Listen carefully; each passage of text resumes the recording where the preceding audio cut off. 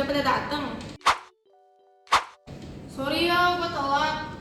Soalnya tadi kena macet. Itu pada tanggal 11 Maret 1966 loh. Tahu nggak lu pada 65? Lagi pada bahas apa nih? Ini loh, kita lagi bahas dinamika politik pada Orde Baru. Oh iya, gue juga ada baca tuh yang itu. Halaman berapa ya? 107. 107. Ini. Menurut buku yang gua baca, Orde Baru menggantikan Orde Lama yang merujuk pada pemerintah Soekarno. Lahirnya Orde Baru diawali dengan dikeluar surat pemerintah 11 Maret 1966 yang kemudian jadi dasar legalitasnya. Orde Baru berlangsung dari tahun 1966 hingga 1998. Orde Baru bertujuan meletakkan kembali tataan seluruh kehidupan rakyat, bangsa, dan negara pada kemurnian pelaksanaan Pancasila dan UUD 1945. Menurut lu, tujuannya apa sih? Menurut gue, tujuan berjuang Orde Baru itu menegakkan tata kehidupan negara yang didasarkan atas kemurnian pelaksanaan Pancasila dan UUD 1945. Ternyata pendiri masa Orde Baru itu Presiden Jenderal Soeharto loh. Oh, Kondisi pada masa awal pemerintahan Orde Baru, yang pertama ada aksi-aksi Tritura. Pada 1960-an, kondisi Indonesia semakin bergejolak. Presiden Soekarno memposisikan Indonesia berlawanan dengan negara-negara barat. Indonesia kehilangan dukungan dari luar negeri di bidang politik dan ekonomi. Akibatnya muncul sikap anti neokolonialisme dan neo-imperialisme. Pada 1965 menjadi puncak terjadinya peristiwa G30 SPKI. Berbagai satuan aksi tersebut melebur menjadi satu wadah, yaitu Front Pancasila pada 26 Oktober 1965. Dalam perkembangannya, kerajaan mempelopori aksi tuntutan rakyat atau Tritura. Aksi peran Pancasila tersebut berguna dari gagasan yang dicetuskan oleh kami dan KAPI. Adapun isi Tritura sebagai berikut. Yang pertama, bubarkan PKI beserta ormas-ormasnya. Yang kedua, perampokan dan pembersihan unsur-unsur PKI dari kabinet Dwi Korah. Yang terakhir, ada turunkan harga kesatuan pokok dan perbaikan ekonomi. tadi gue juga ada baca loh yang surat pemerintah 11 Maret. Setelah peristiwa G30 SPKI, Presiden Soekarno melakukan dialog dengan Letjen Jenderal Soeharto. Dialog tersebut dilakukan untuk membahas upaya mengatasi situasi nasional yang kacau.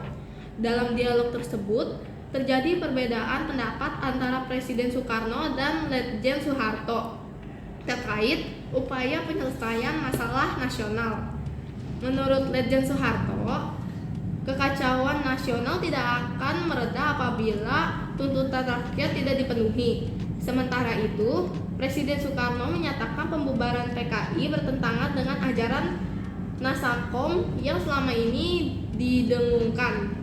Pada 11 Maret 1966, 3 perwira tinggi Angkatan Darat yaitu Maijen Basuki Rahmat, Brigjen M. Yusuf, dan Brigjen Amir Mahmud meyakinkan Presiden Soekarno bahwa ABRI, khususnya Angkatan Darat, siap mengatasi segala situasi yang terjadi. Pertemuan Presiden Soekarno yang ketiga perwira tinggi Angkatan Darat tersebut melahirkan sebuah surat berisi perintah kepada Letjen Soeharto untuk memulihkan keadaan dan kewibawaan pemerintah. Surat perintah tersebut ditandatangani oleh Presiden Soekarno pada 11 Maret 1966 sehingga dikenal dengan Surat Perintah 11 Maret. Pada Juni 1966, MPRS mengeluarkan ketetapan nomor 9 MPRS 1966 yang mengukuhkan kependudukan Supersemar. Ketetapan MPRS tersebut menjelaskan Supersemar berlaku sampai terbentuknya MPR baru.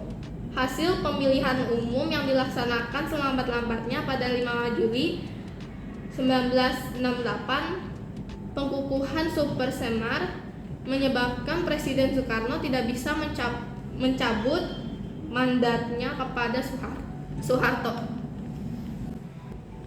Selanjutnya, dualisme kepemimpinan. Dualisme kepemimpinan Soekarno-Soeharto pada tahun 1966 sampai 1967 identik dengan adanya dua pemimpin dengan kewenangan yang sama sebagai kepala pemerintahan, yaitu Soekarno yang menjabat sebagai presiden dan Soeharto yang menjadi pengemban surat pemerintah 11 Maret.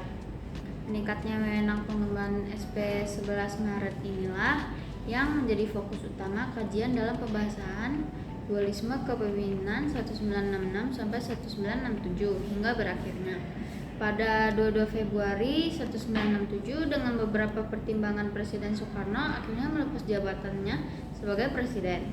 Selanjutnya sidang MPRS pada 7 sampai 12 Maret tahun 1967 mengeluarkan ketetapan MPRS nomor 33 MPRS 1967 tentang pencabutan kekuasaan pemerintahan negara dari Presiden Soekarno. Melalui ketetapan tersebut, MPRS menarik mandat Presiden Soekarno atas segala kekuasaannya dalam pemerintahan di Indonesia. MPRS kemudian mengangkat Soeharto sebagai pejabat presiden menggantikan Presiden Soekarno. Pelantikan Soeharto sebagai pejabat presiden dilakukan oleh Ketua MPRS, Jenderal Abdul Haris Nasution, pada 12 Maret 1967. Ketetapan MPRS nomor 44 MPRS 1968. Berdasarkan ketetapan MPRS tersebut, Soeharto menjalankan tugas sebagai pejabat presiden Republik Indonesia hingga terpilih presiden berdasarkan hasil pemilu. Soeharto resmi dilantik sebagai presiden Republik Indonesia pada 27 Maret tahun 1968. Pelantikan Presiden Soeharto ini menandai dimulainya periode Orde Baru. Upaya menciptakan stabilitas politik. Langkah pertama Presiden Soeharto dalam menjalankan pemerintahan pada masa Orde Baru adalah memperbaiki kondisi negara, terutama stabilitas politik. Beberapa kebijakan dan tindakan pemerintah Orde Baru dalam upaya menciptakan stabilitas politik sebagai berikut. A. Pendekatan keamanan dan politik sipil. B. Pelaksanaan pemilihan umum. C. Fusi partai politik. D. Penerapan dui fungsi ABRI. E. Penyerangan ideologi. Dan yang terakhir, pemberlakuan NKK atau BKK. Selanjutnya, integrasi Timur Timur. Timur Timur pada awalnya merupakan wilayah kolonial Portugis. Akibat terjadi krisis di Portugis, pada 1974 pemerintah Portugis memberikan kebebasan bagi rakyat Timur Timur.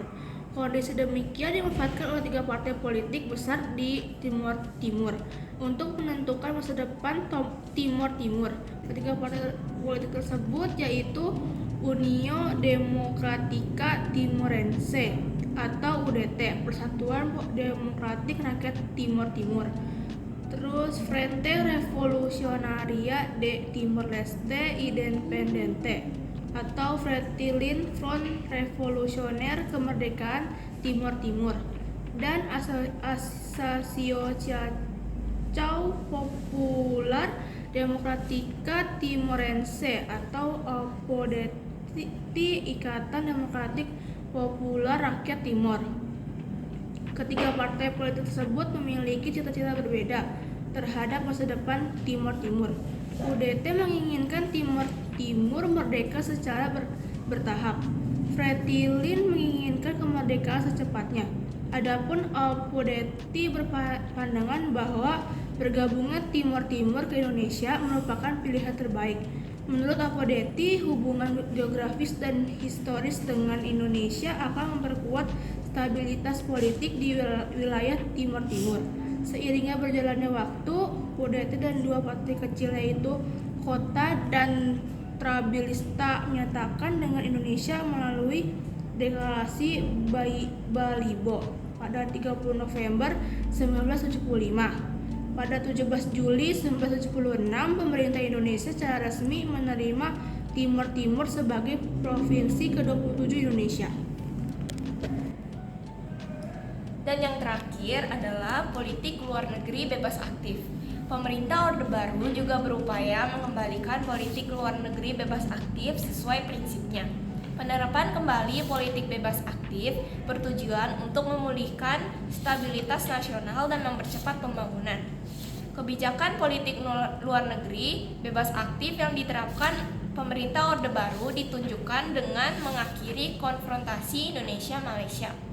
Kembali aktif dalam Perserikatan Bangsa-Bangsa atau PBB pada 28 September 1966. Serta turut menginisiasi berdirinya Association of Southeast Asia Nation atau ASEAN bersama Malaysia, Singapura, Thailand, dan Filipina pada Agustus 1667 di Bangkok.